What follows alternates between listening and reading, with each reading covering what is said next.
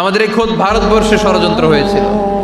ব্রিটিশরা যখন চলে গিয়েছিল, ওরা প্ল্যান করেছিল এই কিতাবকে কি করে আমাদের থেকে ডিটাচ করা যায়, কেমন করে আলাদা করা যায়। এর একটা কমিটি করে দিয়েছে, আপনারা গবেষণা করে দেখেন এই ভারতবর্ষ থেকে কেমন করে কোরআন দূর করা যায়। তারা বুদ্ধি করে বলল, এক কাজ করি, কারণ তাদের কোরআনের কপিগুলো মসজিদ থেকে বের করে আমরা আগুন দিয়ে জ্বালাই দিব, তাইলেই কোরআন শেষ।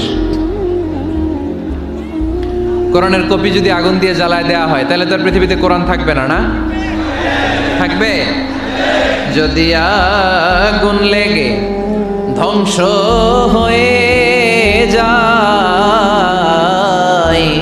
ধ্বংস হয়ে যায়, যদি আগুন লেগে যায়, পুড়ে যায় পৃথিবীর সব বইয়ের দোকান, বিশ্ব থেকে হারাবে না পবিত্র কোরআন, বিশ্ব থেকে হারাবে না পবিত্র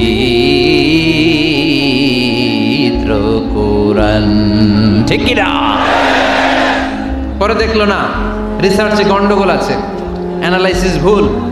আবার নতুন কমিটি পাঠালো তারা ইংল্যান্ড থেকে, 33 সদস্য বিশিষ্ট কমিটি। তারা এসে গবেষণা করে দেখলো না, এই কোরআন আগুনে জ্বালাই দিলে কোরআন দূর হবে না। কারণ আমরা ভারতবর্ষের হেফজখানাগুলোতে যে দেখেছি, ছোট্ট বাচ্চারা মাথা দুলিয়ে দুলিয়ে কোরআন পড়ে। কোরআন তারা শুধু কাগজেই লিখে রাখে না, সিনার ভিতরে গেঁথে রাখে।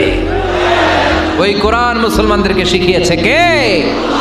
সে আল্লাহ বললেন, আর রহমানু আল্লামাল কোরআন খালাকাল ইনসান আল্লামাহুল বায়ান। আল্লাহ বললেন, আমি মেহেরবান, আমি কোরআন শিখিয়েছি। আমরা বললাম, আল্লাহ আর আপনি কি করেন? আল্লাহ বলেন, খালাকাল ইনসান, আমি মানুষ বানিয়েছি। সুবহানাল্লাহ পড়েন।